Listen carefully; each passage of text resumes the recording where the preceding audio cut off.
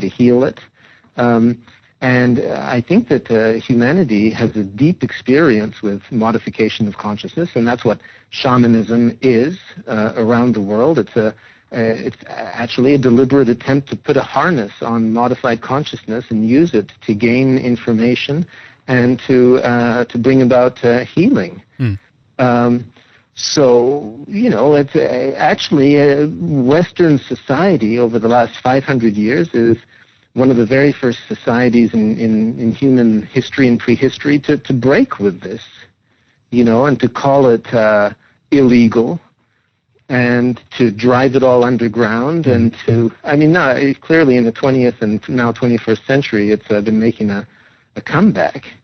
As they say in French, chasser le naturel, il revient au galop. It means if you drive away the natural, it comes back galloping. Yeah, that's right. So here it is. And do you think that that could be one of the detrimental effects? Our society is not thriving in that sense either. The fact that we've been suppressing some of these things for such a long time could have made us adopt there are interesting things. You mentioned Avatar.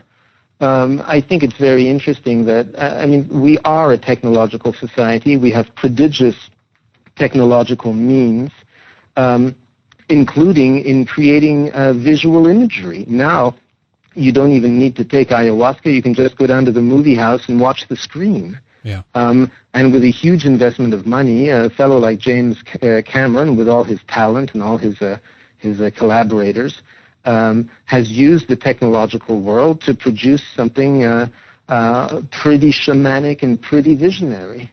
And you can feel that there's a yearning. Actually, I would argue that all of rock and roll, for example, is, rock music.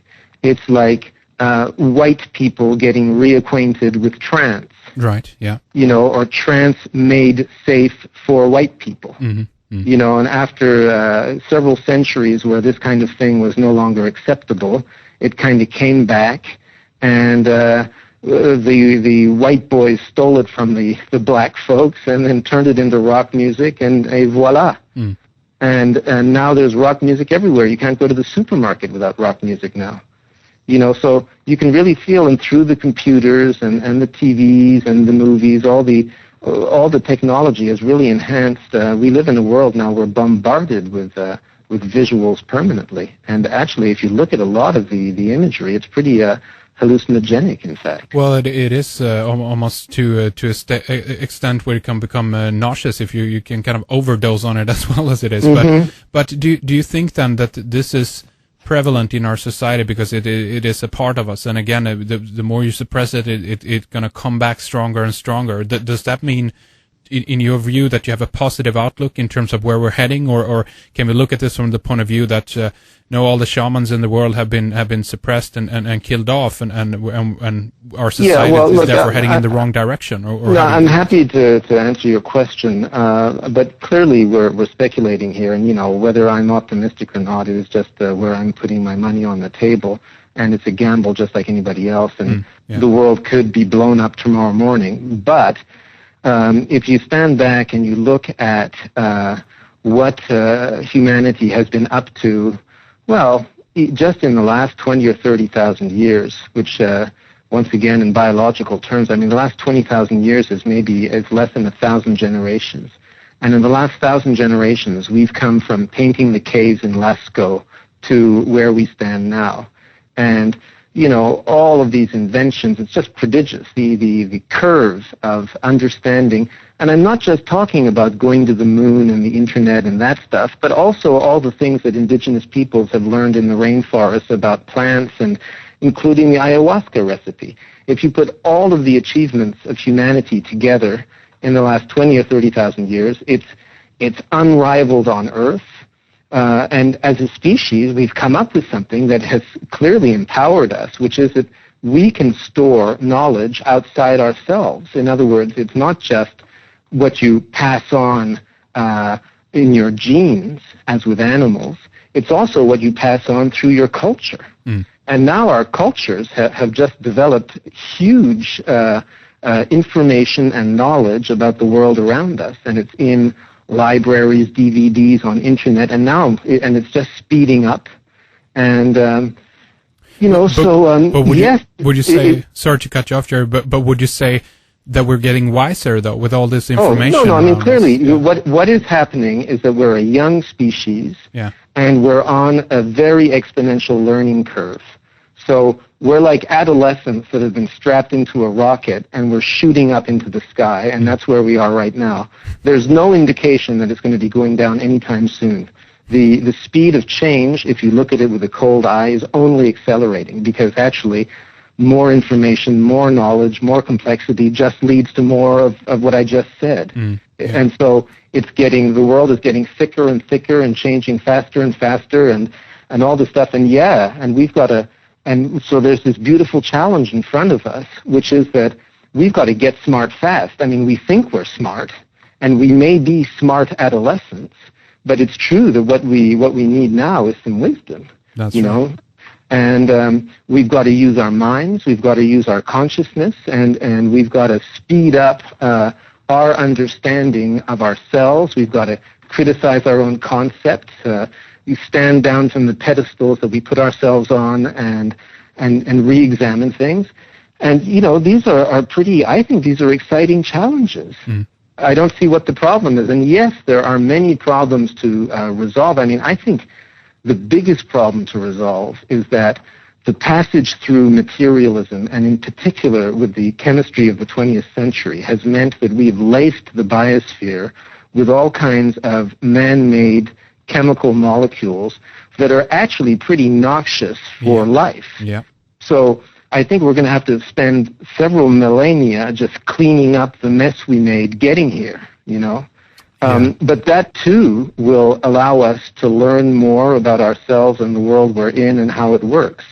So I think we still have a lot to learn from biology. I mean, if we could be like trees and harness sunlight with the efficiency of trees, we wouldn't need to poison the place with the other means of getting power. So if only we could be as efficient as trees on that count. So gradually, as our understanding deepens of the world around us, I think we'll be able to clean up our act, pull ourselves up by our bootstraps, and get wise. Absolutely, and technology is a tool in this, and we'll see what happens when and if humanity enters into the nanomolecular world of things and manipulation, and we could be looking at a very positive outcome of that, considering what potentially have happened with chemicals and things like that. I'll just interrupt to add one thing, and it also plays off something you said, because you mentioned good and evil about 10 minutes ago. What I've learned through all this is that as Westerners, people who speak Western languages, live in Western cultures, got educated in it, we tend to make dichotomies all the time. They're in our vocabularies. I mean, you take nature and culture. These are concepts that are defined in opposition to each other. They don't really have equivalents in, for example, the Amazon. We have these concepts that we just think are, clear, but actually they are very they are concepts that contain separations that exist only in our minds. Nature, if you look in the dictionary, is everything that isn't human, and culture is the contrary, and they are defined in opposition to each other. Well, you go to the Amazon and you say to people, "What is your concept for nature?" And they say, "What?" They say, "You mean plants and animals?" They say, "Well, yeah, I mean everything that isn't human." How do you say that? They say, "We don't have that concept." On the contrary, they think everything is human. They think that plants and animals deep down are also human. So they have completely different concepts. Yeah. As Westerners, many of our concepts are based on oppositions. And good and evil is one, God and the devil is another, and it just goes on and on. Well, if you look at the morality behind Amazonian shamanism, the whole point is that there are no clear-cut categories, and that it is fundamentally ambiguous. And the spirits that you contact in visions and that are in every living being are morally ambiguous, and sometimes they can help you heal people, and other times they can be used to harm people.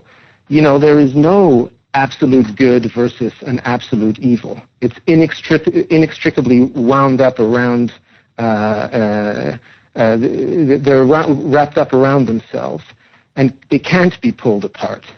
So, and they can't be pulled apart.